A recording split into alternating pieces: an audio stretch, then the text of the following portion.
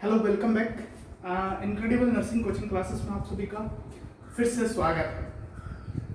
अब इस आशा के साथ आपका स्वागत करते हैं कि जो आईएनसी ने रिजल्ट दिए हैं तो उन रिजल्ट को आप मद्देनजर रखते हुए आप लोग अपनी प्रिपरेशन जो है आई होप आईएनसी के साथ करना चाहेंगे। और शायद आप लोगों में से बहुत सारे लोग जानते भी हैं जिन्होंने एग्जाम दिया होगा। अगर आपने कम्युनिटी सही से पढ़ी हो तो आई होप कि जिन्होंने कम्युनिटी अच्छे से पढ़ी थी उनका सिलेक्शन भी हुआ है। उन लोगों से भी आपको मिलवाया जाएगा जब ऑफलाइन क्लासेस स्टार्ट होगी और आपका उनसे इंट्रोड्यूस करवाया जाएगा कैसे उन्होंने प्रिपरेशन करी है, कैसे उन्होंने एक स्टेप बाय स्टेप्स अपनी पढ़ाई को जारी रखा, भले कोविड आया हो भले कुछ भी आया हो, ठीक है।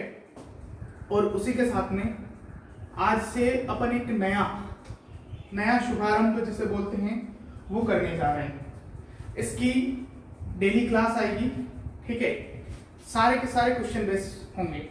सारे के सारे क्वेश्चन बेस का मतलब ये कि आपको हर टॉपिक, दैट मीन्स अगर मैं आपको सेल पढ़ाऊंगा, स्टार्टिंग अपन सेल से करेंगे क्योंकि अपने नर्सिंग की सबसे छोटी इकाई, सबसे महत्वपूर्ण इकाई, सबसे बड़ी इकाई, कुछ भी बोलो इसको, वो क्या है? सेल है। सेल मीन्स कोशिका। सो यहीं से अपन स्टार्ट करेंगे।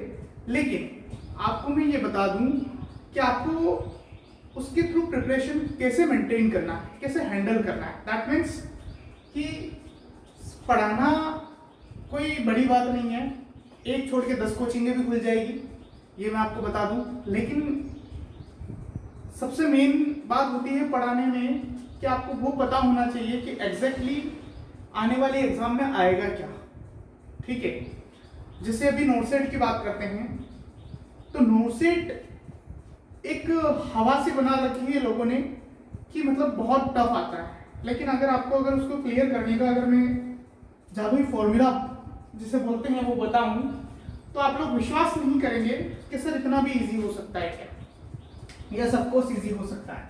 देखो, सबसे पहले आपका क्लिनिकल जो एक्सपीरियंस है अगर आपने किया है तो वो बहुत इंपॉर्टेंट है, वो बहुत काम आने वाला है।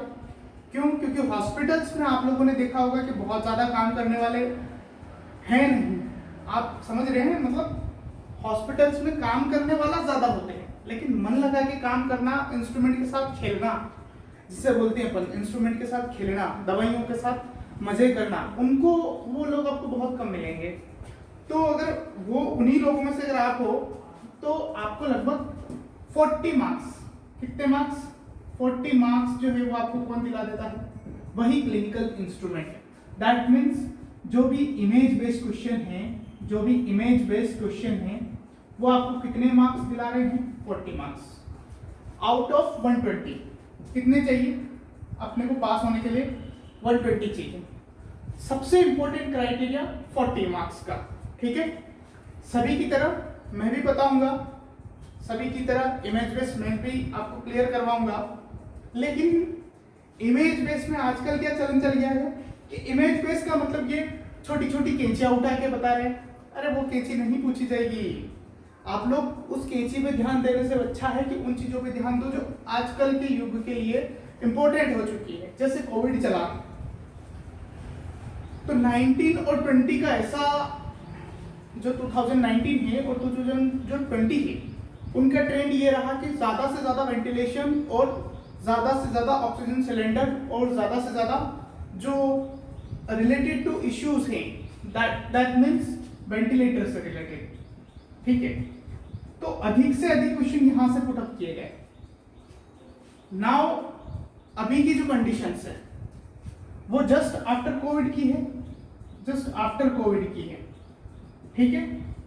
तो ज्यादा टाइम इसको हुआ नहीं है, तो यहां से भी क्वेश्चन बनेंगे। दूसरी बात, जो डेली यूजेस के इंस्ट्रूमेंट है, डेली यूजेस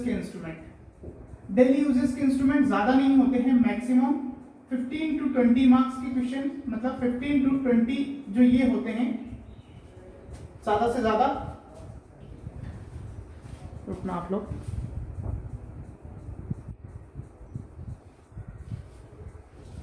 15 to 20 क्वेश्चंस जो हैं, 20 जो आर्टिकल्स होते हैं लगभग, वो आर्टिकल्स में से एक आध क्वेश्चंस बनता है। अब देखो यहाँ पर लोगों को ये लगता है कि image based in the sense article ही आएंगे, है ना, लेकिन ये उनकी बहुत बड़ी गलतफहमी है। आपको बता दूं कि जैसे ग्रोथ कर्व है, कौन सा कर्व? ग्रोथ कर्व, जो कि पीडिया में इंपॉर्टेंट होता है ग्रोथ कर्व। इससे रिलेटेड क्वेश्चंस बन सकता है आपका। जैसे एक कभी किसी ने अगर डायबिटीज सही तरीके से पढ़ा हो तो एक होता है सोमोगी फॉर्मूला, फिनोमिना भी बोल सकते हो या फॉर्मूला बोलो, एक ही बात है, ठीक है। इससे भी क्वेश्चन बना हुआ है। अब आप सोच रहे होंगे सर इससे कैसे क्वेश्चन बन सकता है, तो बना है, ऑफ कोर्स बना है। कुछ इस तरीके से उसने दिया था, व्हाट इज दिस, ये कौन सा फॉर्मूला दिखा रहा है, उसमें सोमोगी था, डाउनी था, सभी तरीके के थे। तो क्वेश्चन यहां से भी बना है, ठीक है। उसके अलावा आपको दिखाएं कि ये इमेज बेस्ड क्वेश्चन आपको कितने मार्क्स दिला सकते हैं? 40 marks, okay. Image based question के आपके 40 मार्क्स अगर हो गए, कितने मार्क्स हो गए? 40 मार्क्स। अब आप बात कर लीजिए सेकंड ऑप्शन ओबीजी का। किसका? ओबीजी का। ओबीजी ज्यादा नहीं, लेकिन मिनिमम आपको 10 मार्क्स दिला सकती है। कितने? मिनिमम। और मैक्सिमम आपको मान के चलिए कि 17 to 18 मार्क्स। कितना? 17 to 80 मार्क्स तक आपको यहां से दिला सकती है, अगर आप सही तरीके से इसको जज करें। ओबीजी जो कि इतना बड़ा सिलेबस नहीं है, यहां पे आपको कोई भी एक्सपेक्टेशन नहीं है कि कहां से क्वेश्चन आएगा, लेकिन यहां पर आपको फुल एक्सपेक्टेशन है कि कहां से क्वेश्चन आएगा, ठीक है। आप अंदाजा लगा सकते हैं कि जिस हिसाब से मैंने इसको एनालाइज किया है और जिस हिसाब से मैं आपके सामने इसको प्रेजेंट कर रहा हूं, इसका मतलब आप ये कतई न लगाएं कि सारे कोचिंग वाले ऐसा ही बताते हैं। आई होप बताते होंगे, और शायद मैं भी वैसा ही बता रहा हूं, लेकिन आप लोगों को थोड़ा सा हटके पढ़ाने का मेरा बहुत अलग तरीका है। अभी शायद आप लोगों का ओरिजिनली मेरे से अच्छे से कांटेक्ट नहीं हुआ है, उसी हिसाब से, या अपन जो बोलते हैं ना कि आमने सामने वाली झड़प, वो अभी तक अपने आपस में नहीं हुई है। और ये नहीं है कि देखो, ऐसा नहीं है कि मैं ही अच्छा पढ़ा सकता हूँ, आप में से भी मेरे से भी भयंकर धुरंधर होंगे, लेकिन मेरा जहां तक मानना है कि देखो, हमेशा ध्यान रखना, कभी भी लड़ाई दूसरों से मत रखो, अपने आप से रखो। और मैंने हमेशा ये चाहा है कि मैं अपने आप को बेटर बनाऊं, है ना। तो तीसरा आपका सब्जेक्ट है पीडिया। मिनिमम मार्क्स ये दिला सकता है आपको 7 मार्क्स। कितना? 7 मार्क्स मिनिमम है। और मैक्सिमम आपको दिला सकता है ये 12 to 15 मार्क्स। कितने? 12 to 15 marks. So upon minimum को काउंट करेंगे। कितने को? मिनिमम को। तो मिनिमम को ही काउंट करेंगे और अपने 120 क्वेश्चन में से अपने को सही करना है, ठीक है। तो ये तीसरा सब्जेक्ट हो गया। चौथा लीजिए psychiatric. Minimum 5 marks, maximum 10 marks. कितना? Maximum 10 marks. मैक्सिमम 200 ऊपर भी जा सकता है, उससे कोई लेना देना नहीं है, क्योंकि अपन गिनती सही तरीके से नहीं लगाएंगे। 10 मार्क्स यहाँ 12 to 15 है, यहाँ 17 to 18 है, तो एक दो क्वेश्चन का ऊपर नीचे होगा, कोई दिक्कत नहीं है। आप ये अंदाजा लगाइए, 10, 40, 50, 12, 62, कितना हुआ? 62. Now we are moving on the MSN. First of all thing, आप लोगों को ये ध्यान रखना है, इंपॉर्टेंट चार सिस्टम्स। पहला, डाइजेस्टिव, रिनल, न्यूरो और फाइनली कार्डियो।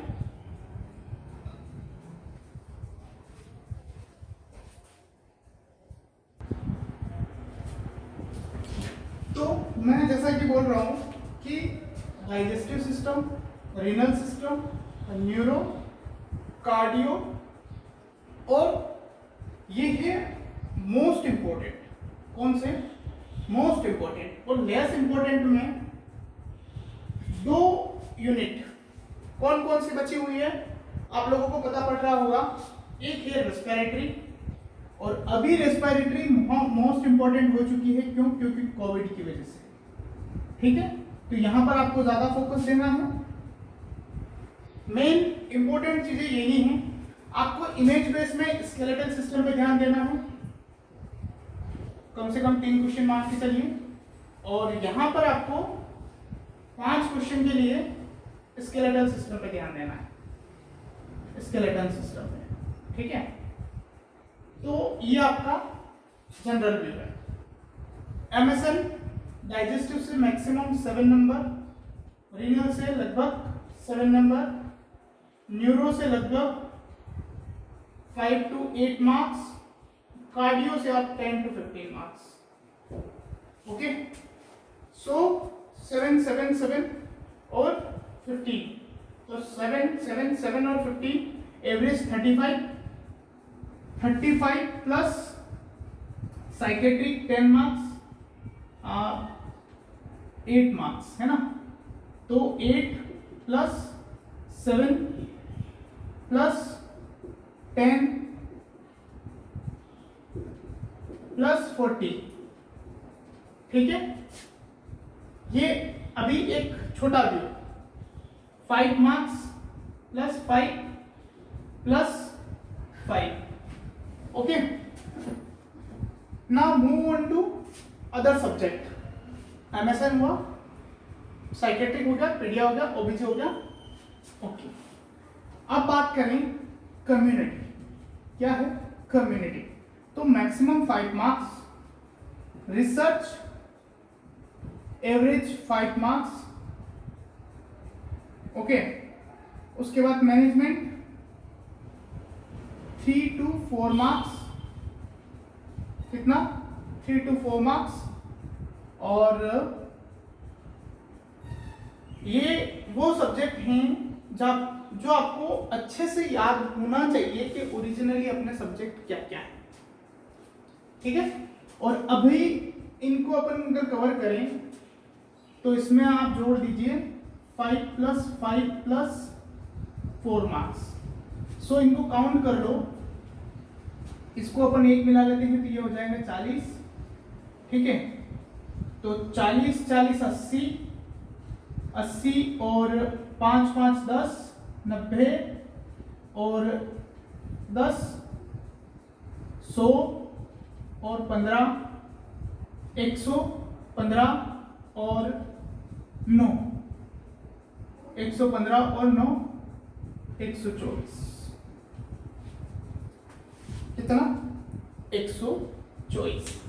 सो अगर आपका अच्छा बेस क्लियर है और अगर आपने इतना भी कर लिया तो बहुत है। काले लगेगा क्वेश्चन।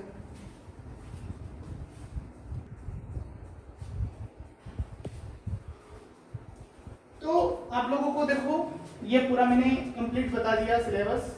ये नोट सेट का है। Which one? Not set. Okay, यही अगर अपन बात कर लें CHO की या MPPEB की, देखो दोनों में बहुत डिफरेंस नहीं है, लेकिन फिर भी लोगों को पता नहीं है कि MPPEB में आता क्या है, और बस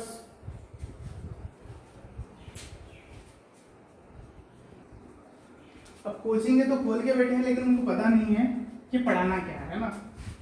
तो अपन बात कर लेते हैं CHO की। फर्स्ट ऑफ ऑल अगर आप CHO को देखोगे तो CHO में ये ध्यान रखना कि CHO में सबसे इंपॉर्टेंट क्या है? Community, CHN, that is community health nursing, not child health nursing. Okay, community health nursing most important है in the portions of community health officer. Okay, in the portions of community health officer. और MPPEB में आपका फंडा important है, फंडा important है, ये ध्यान रखना। आपका एमपीपीईबी में फंडा इंपॉर्टेंट है, एमएसएन सुपरफिशियल इंपॉर्टेंट है, सुपरफिशियल इंपॉर्टेंट है, ठीक है। MSN superficial in the sense जो वन लाइनर क्वेश्चंस होते हैं, है ना, वो इंपॉर्टेंट है। उसके बाद में आपकी जो पीडिया है, उस पीडिया के general questions, okay, general question in the sense बहुत छोटे छोटे जो माइन्यूट क्वेश्चंस है, जो बहुत ज़्यादा इंपॉर्टेंट या अपनी नोटसेट के हिसाब से देखें वो ज़्यादा इंपॉर्टेंस नहीं रखते हैं, लेकिन फिर भी गलत वही होते हैं। देखो ये चलन मान लो या कुछ भी मानो इसको, लेकिन गलत वही होते हैं, ठीक है। तो एक ये है, और एक है आपके साइकेट्रिक की छोटी मोटी टर्मिनोलॉजी, ठीक है। तो हमेशा ध्यान रखना आप जिस सब्जेक्ट की तैयारी कर रहे हैं, मतलब समझो सब्जेक्ट इन सेंस अपना अभी सब्जेक्ट ये है एमपीपीईबी, सीएचओ, नोटसेट, ये अपना सब्जेक्ट हुआ। अभी आप अगर नोटसेट की तैयारी कर रहे हैं तो कैसे करना है ये मैं बता चुका हूं, किस हिसाब से करना है और किस लेवल तक करना है ये आपको समझ में तभी आएगा जब आप हमारा साथ देंगे और हम आपका साथ देंगे। देखो आप लोगों को शायद अभी आप अगर रूबरू होते तो धीरे धीरे जो अपने यहाँ के जो स्टाफ हैं, शायद आप उनसे मिलोगे तो इतना उत्साहित हो जाओगे कि सर ऐसा भी हो सकता है कि हमें ये लोग पढ़ाने आएंगे। बिल्कुल आएंगे, आप घबराएं नहीं, आप बस थोड़ा सा जैसे हम विश्वास करते हैं वैसे आपको भी करना है। ये मैं सिलेबस इसलिए बता रहा हूँ क्योंकि अभी नोटसेट आने वाला है, ये बहुत इंपॉर्टेंट है, आप इसे हल्के में नहीं लेंगे। और अगर आपको विश्वास नहीं हो तो जो लोग नोटसेट दे चुके हैं या फिर देने वाले हैं, एक बार उन्हें बताना कि सर ने ऐसा ऐसा बताया, क्या ऐसा होता है? जी बिल्कुल होता है ना। और ये अगर आपने कवर कर लिया, देखो ये ऐसा नहीं है कि ये जो मैंने बताया यही क्वेश्चन आते हैं। आप मान के चलो, मैं एक एवरेज बताता हूँ कैसे क्वेश्चंस बनते हैं। 12 यूनिट है अपने एमएसएन में, तो 10 मार्क्स के हिसाब से 120 क्वेश्चंस तो ये आते हैं, 40 इमेज बेस्ड क्वेश्चंस आते हैं, 20 ऐसे क्वेश्चंस होते हैं जो अनएक्सपेक्टेड होते हैं, और 20 मैथ्स रीजनिंग के होते हैं। कितने होते हैं? मैथ्स रीजनिंग के। ये 200 क्वेश्चंस आपके नोटसेट के होते हैं। इसमें ये 40 मार्क्स इमेज बेस्ड भी हो जाते हैं, ये 20 मार्क्स आपके सारे सब्जेक्ट। ये देखो एक एक्सपेक्टेड बना है ना मैंने 10, हर यूनिट से 10 क्वेश्चन नहीं आना पॉसिबल भी नहीं है, तो यहाँ से किसी में से 5 आ गए, किसी में से 10 आ गए, तो बाकी सब्जेक्ट भी कवर हो जाते हैं उन्हीं मार्क्स में से। लेकिन एक एवरेज बता रहा हूँ, 12 मतलब जैसे साइकेट्रिक है तो न्यूरो में पूरी साइकेट्रिक आ जाएगी, वैसे ही जैसे अपन जेनेटो यूरिनरी लेते हैं तो उसमें अपनी ओबीजी पूरी आ जाएगी, ठीक है। तो उस हिसाब से इसको समझने के हिसाब से मैं बता रहा हूँ कि 12 यूनिट है, और ये 12 यूनिट 10 क्वेश्चन के हिसाब से 120 क्वेश्चन तो ये आते हैं, 40 इमेज बेस्ड मान लो, 20 अनएक्सपेक्टेड है, और 20 मैक्सिमम जो मैथ्स रीजनिंग और जीके जो पूछा जाता है वो यहाँ से आता है।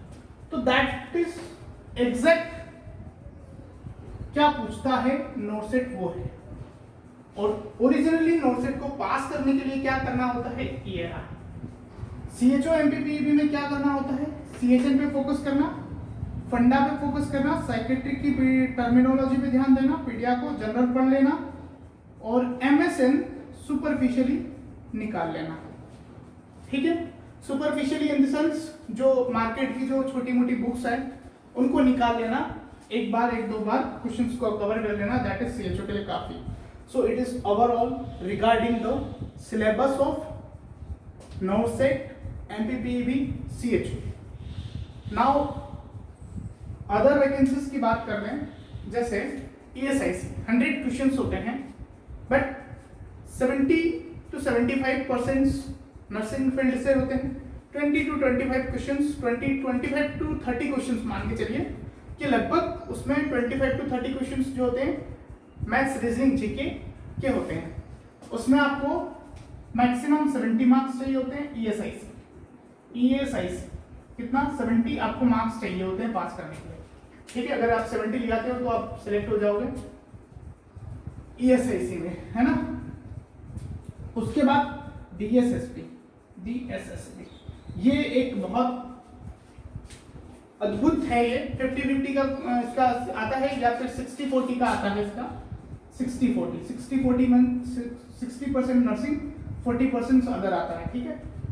इसमें क्वेश्चंस जो होते हैं शायद 120 क्वेश्चंस होते हैं, हाँ लगभग 120 क्वेश्चंस ही होते हैं, और 80 क्वेश्चंस नर्सिंग से बिलोंग करते हैं, 40 क्वेश्चंस अदर्स से होते हैं, ठीक है।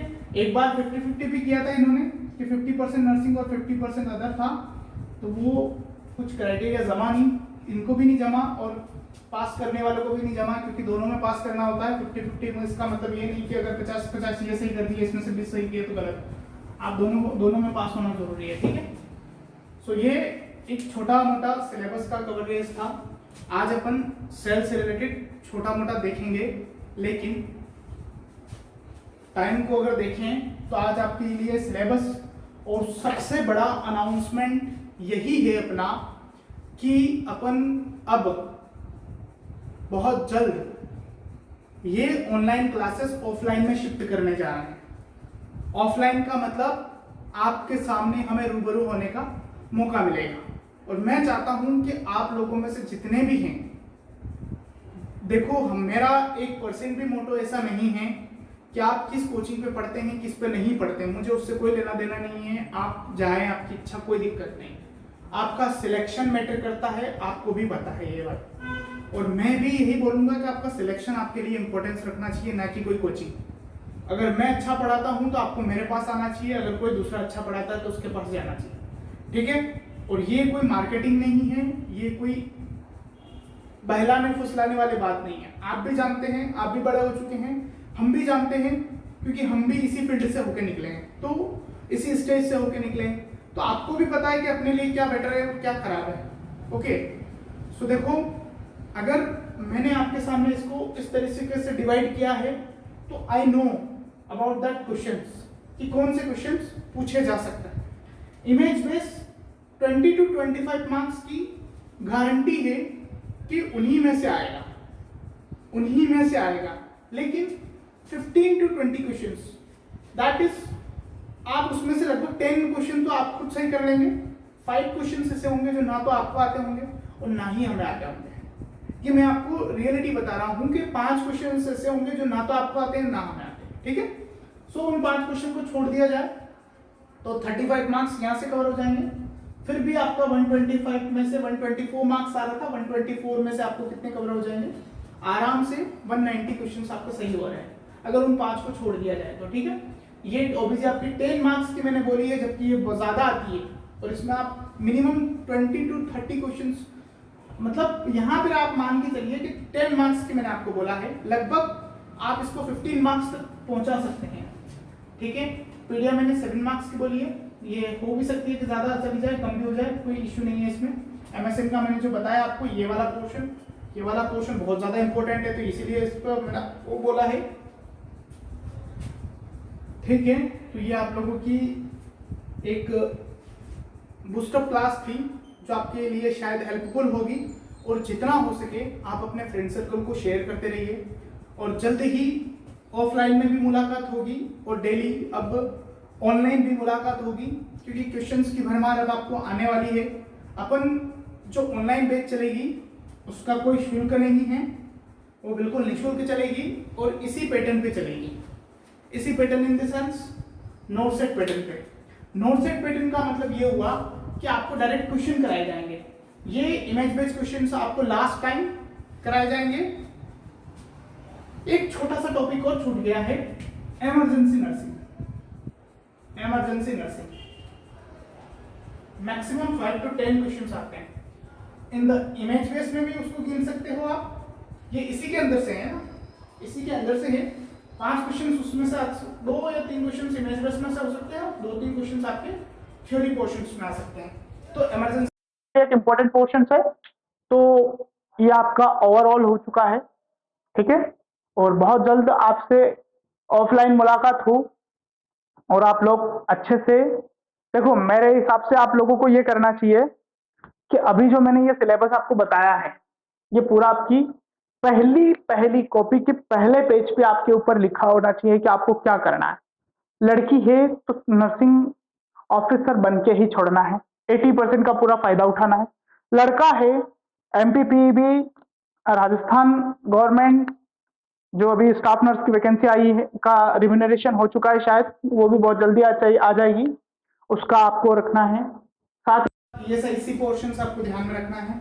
आप सारी एग्जाम्स का एक एनालिसिस आपकी पहली पेज पे लिख लीजिए। आपको पता नहीं है कि ऐसे छोटे छोटे चीज अपनी माइंड को इस तरीके से डाइवर्ट करते हैं या इस तरीके से उसको मोड़ते हैं कि आप अगर कभी दो रास्ते में जा रहे हो तो वो कहीं ना कहीं आपको एक रास्ते में ला देंगे। अब समझना इस बात को, मैंने क्या बोला। दो रास्ते CHU पहला रास्ता, MPPB दूसरा रास्ता। आपने यही पूरी बात अगर नोट सेट में कर ली तो क्या कोई एक भी क्वेश्चन छूटेगा? नहीं छूटेगा। लेकिन बात यहां पर आती है इंपॉर्टेंस की। आपका इंपॉर्टेंस इन पे चला जाएगा, CHN पे कम जाएगा, लेकिन CHO में क्या है, CHN इंपॉर्टेंस है। तो आप ध्यान रखेंगे उस समय कि यार CHO के अपन एग्जाम देने जा रहे हैं तो अपने इससे पहले क्या कर लें, कम्युनिटी का जितना हो सके उतना। MPPB की देने जा रहे हैं तो फंडा इंपॉर्टेंट है, सबसे मोस्ट इंपॉर्टेंट फंडा ही होती है। और फंडा के ऐसे ऐसे फंडा आते हैं ना जो हवा टाइट कर देते हैं। ये आप यकीन मानिए, ये मेरा अभी 2016 के बाद का अभी तक के जितने भी एग्जाम हुए हैं उनका ये मैंने ओवरऑल निकाला है कि कितने क्वेश्चंस कहाँ से पूछे हैं। और अगर आपको नहीं यकीन हो तो ये आप कहीं से जो लोग अंडर 100 आ रहे हैं रैंकिंग में उनसे पूछना कि वो क्या करते हैं। आपने ये तो डायलॉग शायद सुना ही होगा कि रैंकर्स जो हैं वो ज्यादा पढ़ाई नहीं करते हैं। क्यों नहीं करते? उनको वो हमेशा ये ध्यान रखना, वो स्टडी करते हैं लेकिन वो स्मार्ट स्टडी करते हैं। इसे ही बोलते हैं स्मार्ट स्टडी। अगर आप 200 के 200 क्वेश्चन पे ध्यान दोगे कि 200 के 200 क्वेश्चन में सही करके आऊं तो कभी आपका सिलेक्शन नहीं होगा, या 100 के 100 क्वेश्चन सिलेक्ट करके आऊं तो कभी नहीं हो पाओगे। Okay, so all the best and wish you very happy day with full syllabus. Okay, so your first day I hope better हो। और मेरा एक छोटा सा डायलॉग है, जैसे शायद आप लोग जानते होंगे कि जिंदगी खैरात में नहीं मिली है, जिंदगी खैरात में नहीं मिली है, इसे जीना सीखें। और अगर कुछ करना है तो पढ़ना सीखें। पढ़ने सीखने से मतलब क्या है, पढ़ना तो सीखा तो LKG KG में ही दिया जाता है, लेकिन पढ़ना कैसे है ये सीखना आपको ही पड़ेगा। Okay, so all the best और मिलते हैं नेक्स्ट क्लास में। Okay, so thank you.